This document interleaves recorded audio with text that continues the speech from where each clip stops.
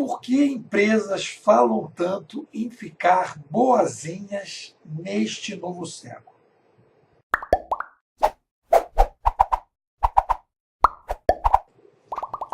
Existe aí no mercado um tecno-romantismo de que a gente está entrando numa nova era e que por um passe de mágica, pela chegada de uma nova consciência, para um ambiente astral, uma era zodiacal, as organizações estão tomando consciência, vão ser organizações que vão ajudar agora a sociedade, o consumidor, o cliente, e que a gente está entrando, então, nessa era, digamos assim, 3.0, uma espécie assim de era de aquário 3.0.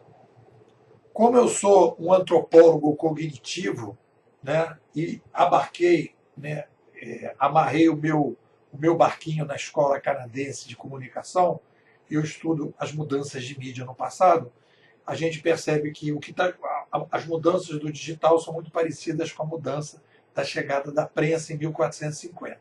Então a gente começa a ter uma visão mais macro e não vai entrando nessas ondas aí zodiacais, né? O que acontece na sociedade, de maneira geral?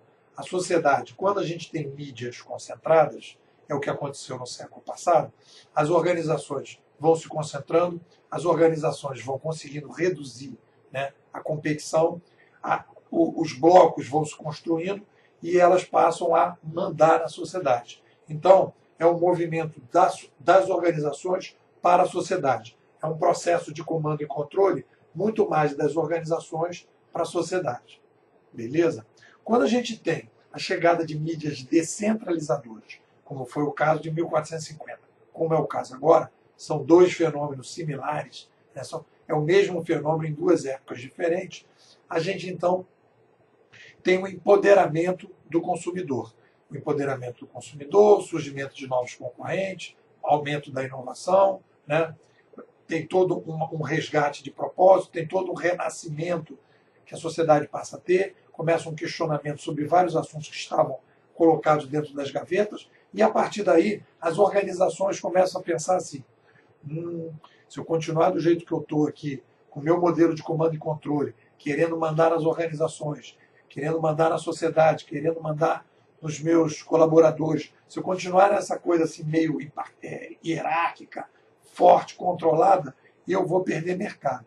Então, em nome da concorrência, em nome de querer ficar compatível com esse mercado, as organizações começam um processo de saída de um modelo de comando e controle mais fechado para um modelo de comando e controle mais aberto. Não é um processo de consciência que vem de dentro para fora das organizações, mas uma obrigação que elas começam a ter de fora para dentro para poder fazer uma compatibilidade com as mudanças lá fora do mercado.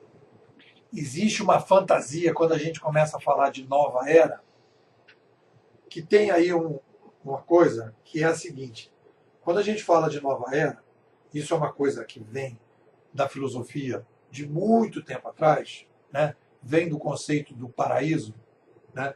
Que isso está em várias religiões. Quer dizer, o que acontece? Você tem um determinado momento que existe um corte na sociedade, né? A chegada de Jesus que vai fazer o juízo final e dali para frente todos os pecados serão, a sociedade não terá mais os pecados que ela tem hoje. Foi o que aconteceu, né, na União Soviética com a construção do novo homem. Tem um filme que é muito bom, que passa na União Soviética, eu não me lembro, mas você pode ver no Netflix, em que aparece um assassino de série de crianças. Eu acho que o nome do filme é No Paraíso, Não Há Pecado, um troço assim. E aí as pessoas não deixam o policial lá russo pesquisar e investigar, porque ele diz que aquele serial killer não pode estar acontecendo, aquele tipo de crime não pode acontecer no comunismo, porque aquilo ali é o paraíso, né? Então, você vê, toda a construção de paraíso, de nova era, né, é uma coisa que vem de longa data. Quer dizer, então o ser humano, a partir do momento que você tem uma mudança de era, os pecados do passado não serão levados para essa nova era. E tem muita gente que está começando a achar que A chegada das novas mídias descentralizadoras, a chegada de uma nova mídia que permite que a gente tenha uma taxa maior de transparência, é a chegada do paraíso na Terra. E que os pecados que a gente cometia antes, a gente vai deixar de cometer. E é isso que a antropologia cognitiva não deixa a gente entrar nessa viagem.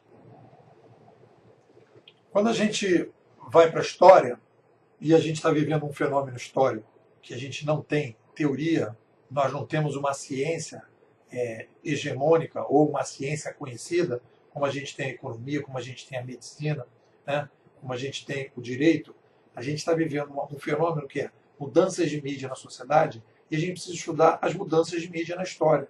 Porque quando a gente olha para a mudança de mídia na história, a gente consegue separar para a gente poder, basicamente, enxergar o Sapiens. O que o Sapiens fez lá e o que ele continuou fazendo e o que ele deixou de fazer. E aí a gente começa a ter uma noção melhor de quem é o ser humano.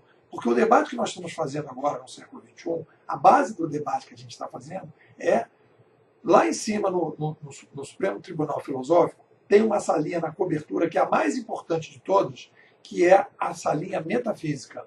Né? Metafísica no sentido de que na porta está escrito o seguinte: onde estamos e quem somos. Né? Onde vivemos, onde estamos, em que planeta, em que galáxia, em que ambiente nós estamos e quem somos. De vez em quando, a gente precisa entrar nessa sala para fazer determinados debates. Nesse momento especificamente, a gente precisa fazer isso. Porque as pessoas começam a tentar especular para onde é que a gente está indo, para onde é que a gente não está indo. Cara, vamos olhar para o ser humano. E vamos olhar para o ser humano assim, o que ele fez com a chegada de mídia descentralizadora em 1450, o que ele não fez, o que ficou para trás e o que foi para frente. Então tem coisas que não mudaram. Né? O ser humano, ele, em termos assim, se a gente for falar, entre aspas, de pecados, os pecados continuam. As organizações continuam querendo poder, as pessoas continuam querendo poder. Né? A briga não para por causa de uma revolução de mídia, só que ela entra em outro patamar. E aí a gente pode entender qual é esse novo patamar, existe uma melhoria, não existe uma melhoria. Eu tive uma vez um aluno que quando a gente começou a falar de mundo novo, nova era, ele levantou o dedo e falou assim: Nepô, quer dizer então que vai acabar com a hipocrisia? Nós estamos indo para um mundinho cor-de-rosa? Tipo assim, na sacanagem. E aí eu disse para ele: não, cara, a gente está saindo da hipocrisia 2.0 e indo para a hipocrisia 3.0. Ou seja, a gente está mudando o patamar da sociedade em que determinadas coisas não voltam para trás. Por exemplo, a gente acabou com a escravidão, né?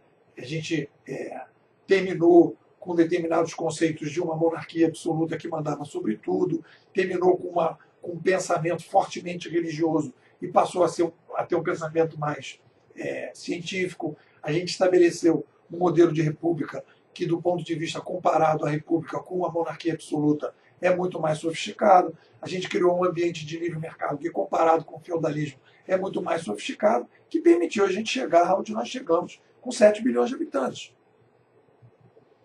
Então a gente precisa separar o que a gente tem desejo de fantasia de que o ser humano deveria ser, do que realmente ele é. E a gente só vai conseguir fazer isso se a gente for para a história. E a ferramenta fundamental para a gente ir para a história é o estudo das mudanças de mídia, que dá para a gente uma boa comparação para a gente subir nessa sala do STF, que eu chamo de sala metafísica do quem somos, e dizer: bom, nós não somos isso, mas também nós não somos aquilo. A gente não vai ser uma espécie agora, só porque está descentralizando a mídia, uma espécie que vai deixar de ter os nossos defeitos. É isso aí, fica ligado. Se você gostou do vídeo aí, dá uma curtida, dá uma seguida no canal e avisar para você, convidar você, né, que eu estou aí participando e promovendo, coordenando 2 grupos no WhatsApp de debate. Um para formadores digitais, a galera nova, mais nova, que quer empreender, ou o pessoal que já está desempregado, que quer empreender, quer caminhar sozinho, e os transformadores digitais, o pessoal que está com o pepino, que não é pequeno, de pegar uma organização tradicional cheia de legados, cheia de processos, cheia de estruturas antigas e trazer para esse mundo novo. São 2 grupos, você pode participar dos 2, são gratuitos, e você me manda um WhatsApp e eu te dou uma posicionada aí como é que estão as coisas e a gente vai para frente. Fica ligado.